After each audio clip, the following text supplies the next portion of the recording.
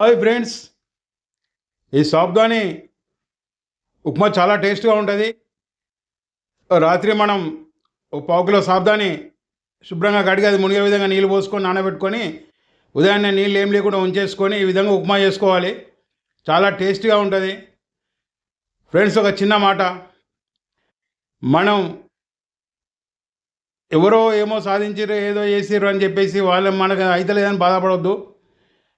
మనం వాళ్ళకంటే ఎక్కువ ప్రయత్నం చేసినా కూడా ఒక్కొక్కసారి కాకపోవచ్చు.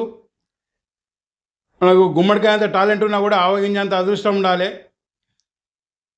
ఈసారి కాకుండా నెక్స్ట్ టైం అయినా అవుతుందని ఆశతోటి ప్రయత్నం చేయాలి. భగవంతుడు కూడా మనకి ఏదో ఒక రోజు మన కష్టాన్ని గుర్తించి అవకాశం ఇస్తాడు. కాబట్టి ఫ్రెండ్స్, నిరాశ చెందకుండా గట్టిగా ప్రయత్నం చేయండి. మీకు కూడా ఖచ్చితంగా భగవంతుడు అనుగ్రహిస్తాడు.